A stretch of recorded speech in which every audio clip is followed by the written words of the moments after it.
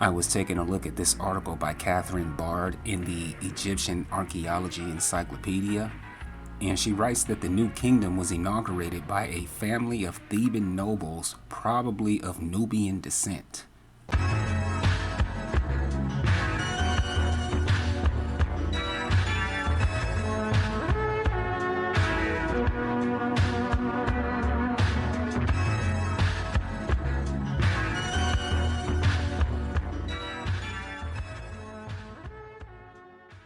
Now, this Nubian descent line is something that I've seen come up numerous times in my studies of ancient Egypt.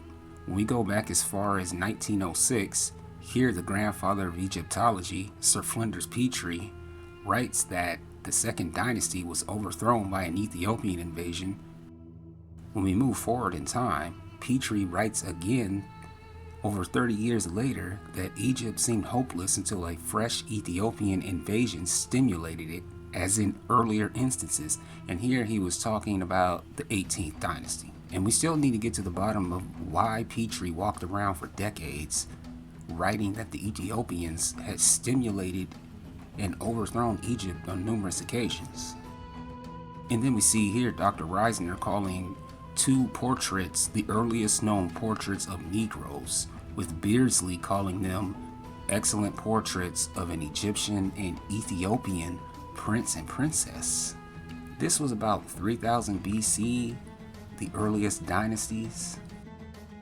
So then we come back to this encyclopedia entry where Kathryn writes that the new kingdom was inaugurated by a family of Theban nobles, probably of Nubian descent.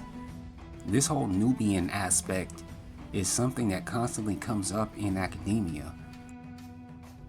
Here we're taking a look at this book by Richard Lobban, which is a historical dictionary of ancient and medieval Nubia. And here he's talking about Mentuhotep II, and we see that he writes here that Mentuhotep apparently had Nubian family members. So then we ask ourselves, why did Richard write that Mentuhotep apparently had Nubian family members? Well, according to his criteria, it's possible that Mentuhotep II was of Nubian origin because the images of his statues and the images of his favorite wives, to them, looks Nubian. He then goes on to say he's not sure if these Nubian roots were inherited from his parents or not. So I said, once again, they see a so-called black man and just instantly say that's a Nubian. And this is not the first time I've seen Mentuhotep being called a Nubian, though.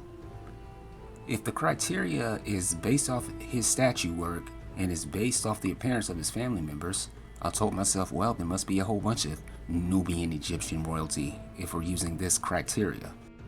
But as we all know, this is a simplistic argument that they always use to explain away the so-called blackness of these Egyptians.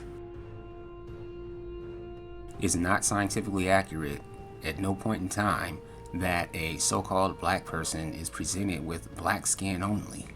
The fact of the matter is the ancient Egyptians were presented in all kinds of skin tones, and their average skin tone was the same as the average black person. This simplistic skin tone argument is used a lot, and it's not scientific in any sort of way, yet they continue to do it and are allowed to get away with it. We can talk about a few things here. Number one, black skin is always used as a Nubian excuse, or they just make up a fertility of the land excuse. Right here in the same book, he writes that Mentuhotep's black skin color on the statue may symbolize his rebirth. I call that the old fertility of the land excuse. He then goes on to talk about the black funerary statues of King Tut and makes sure to add that King Tut was not a Nubian. Never mind the fact that his colleagues are actively writing that the new kingdom was inaugurated by a family of Theban nobles, probably of Nubian descent. And we have seen this numerous times. The thing about Egyptian academia is that they tend to contradict themselves a lot. But getting back to Richard, he goes on to write that other evidence that surrounds Mentuhotep suggests that his black skin color indicates a Nubian origin. We also see that he writes here that unlike most former or successive pharaohs, his skin was shown as black. Which brings us to yet another simplistic argument that unless it is a 100% black color, then it must not be a black person, which is simply not true, is not scientific at all.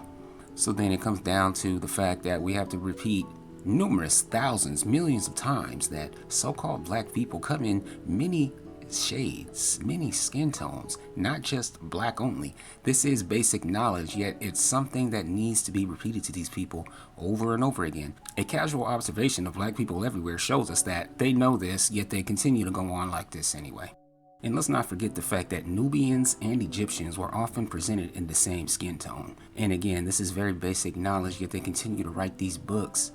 This line, unlike most former or successive pharaohs, his skin was shown as black. This is the kind of line meant to keep people in ridiculous debates so we don't get down to the nitty-gritty. The fact of the matter is, most Egyptian kings were shown in the same skin tone as the average black person. This was pretty consistent. And so what they try to do is rewrite things and say, unless it's painted black, then it must be a Nubian, right? When a Nubian was presented in the same skin tones as the Egyptian and also black. And so by writing this line in this book, he has intentionally blurred the lines. And he's allowed to print this nonsense in this book and sell it. They did the same thing with this Nubian prince in Egypt. It's because he was presented with a black skin tone. The purposes of the black, they say, was to show that he was a Nubian. Never mind the fact that this exact same color is presented numerous times on the walls. And this is all a part of a game that they play in which they try to get you to imagine that an Egyptian was some sort of light person, when quite simply that was just not normal. Having said all that, let's get back to this Nubian descent of the New Kingdom.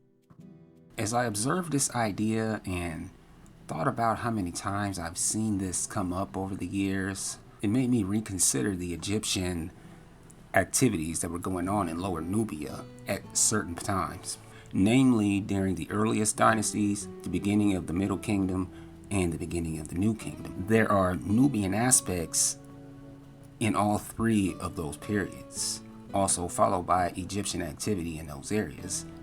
Here we have a study by Roxana Flamini, Ancient Core Periphery Interactions, Lower Nubia during the Middle Kingdom of Egypt. And here she talks about changes in Lower Nubia brought on by Egyptian activities.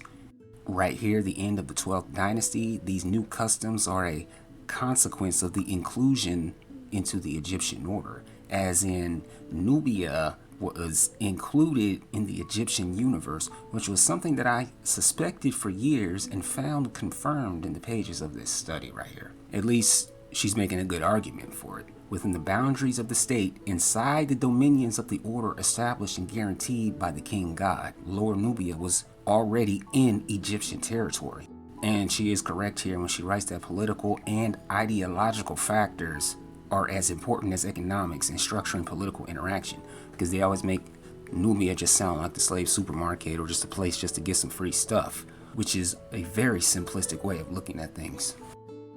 And so I said, okay, if what Petrie suspected was correct, and if what these people are suspicious of about these Nubian descended dynasties, then it makes sense to me that at some point in time, these Nubian areas would be included inside the Egyptian universe. Right here, Roxana concludes her paper by saying that the ideology of the Egyptian state should have the same level of analytical importance as the purely economic considerations. And she concludes by saying that the process was one of expansion of state ideology by reference to an overarching identity, which I would say includes becoming Egyptianized and having a sort of united Nile Valley sort of tradition. Getting back to Kathryn Bard and Sir Flinders Petrie and the rest of these people, the New Kingdom was inaugurated by a family of nobles, probably of Nubian descent. I said, these people are constantly sort of sneaking these sorts of things into their writings. They bury them into the middle of the book, and then they just sort of drop it and run off with it. But me, I pick the pieces up and I just collect them together. And then I ask myself, why do these people keep dropping these things off and then just leaving with it? Flinders Petrie, who was called the godfather, the grandfather, the great-granddaddy of Egyptology, it appeared that his first instincts were that in the earliest dynasties, there was some sort of Ethiopian stimulation. That was from the earliest dynasties and in the 18th dynasty, the early 18th dynasty. And I continue to ask to this day why academia hardly makes any effort to engage with these sorts of conversations. For instance, even in 1901, Flinders Petrie was saying that the pharaohs of the 10th dynasty were of the Gala type, and the Galas are clearly what are known in our day as Negroes. Now, the Gala are Ethiopians, and here the great granddaddy of Egyptology is straight up saying that the 10th dynasty was some sort of Ethiopian dynasty. Now, why is the greatest name in Egyptology constantly comparing these Egyptians with these Nubians, Ethiopian types? Whereas in modern day, they act like they don't even know what you're talking about. And these sorts of things that Flinders Petrie was saying are hardly even mentioned, actually not mentioned at all. And outside of Petrie, there still continues to be this Sudan influence, such as in the Oxford Encyclopedia of Ancient Egypt, where they say strong connections between Sudanese and Egyptian material culture continued in later Neolithic Badarian cultural evidence of Upper Egypt. And everywhere they turn, it continues to be something Sudanese, something so-called Nubian. And when we come back here to Mr. Richard and his book, he's over here talking about, well, Mentuhotep must have been a Nubian because of how his statue looks and how his family members look. When I finally just came to the conclusion that maybe Mentuhotep was not a Nubian, he probably was just an Egyptian, and because he decided to have himself look exactly like a black man on the statue, they decided that he was just a Nubian. And either way, all of this is based off of flawed logic about this whole Egyptian appearance and the whole skin color thing, which is designed to just keep people running around in circles. Because if they were so sure on this whole skin color thing, then they wouldn't be creating their own pictures, lightening up pre-existing images, and all the other nonsense that they've been up to. And in the meantime, we have amateur geocentrics running around saying that there is no such thing as a black person in Egypt, absolutely whatsoever. Never mind the fact that the evidence completely contradicts that. At the end of the story, I personally think it's irrelevant whether Mentuhotep was a Nubian, whether the 18th dynasty was Nubian, first dynasty was Nubian, because at the end of the day, it was all within the same Nile Valley cultural traditions that had existed for thousands of years. And also, when we look at characters like Mentuhotep, when you really investigate his origins, the fact of the matter is no one knows where he came from, and his direct ancestors may or may not have been imaginary, and so he very well could have been a Nubian. You know, they go on and on about the black skin being Nubian. Like I said, I guess that almost Nefertari must have been an Ethiopian princess, and that's exactly what the old school Egyptology fathers would say. And so they waffle around. They say one minute that a black skin color is a Nubian, the next minute the black skin color is the fertility of the land. If you look anything like a so-called Negro, they say you're a Nubian, when most likely it was just an Egyptian. And while they're playing all these games, they make sure to lighten up the skin color on the fake picture, and it's just all designed to keep people running around in figure eights, so we can't get down to the nitty-gritty and real Egyptian facts that we need to know. What I wanted to talk about today was how we need to read between the lines in a lot of this stuff, and a lot of these very interesting little things are buried knee-deep in these books that they write and all the stuff that they write. A lot of these characters, their origins are very obscure, so we may never know. However, it's very much within the realm of possibility that these people were Nubian, because we know that from the start it was very strongly Nubian related, and all these people that are rumored to be Nubian, their families always have some sort of activity in Lower Nubia when they take over. And it's no small coincidence that Lower Nubia eventually was fully incorporated into the Egyptian universe and became an actual part of Egypt. And I think that's the important part of the story. And so, while I do think it's irrelevant whether they were Nubian, it is within the realm of possibility that they were. And I'll leave it up to you guys to continue that story. Thank you very much for watching, and I'll see you guys next time.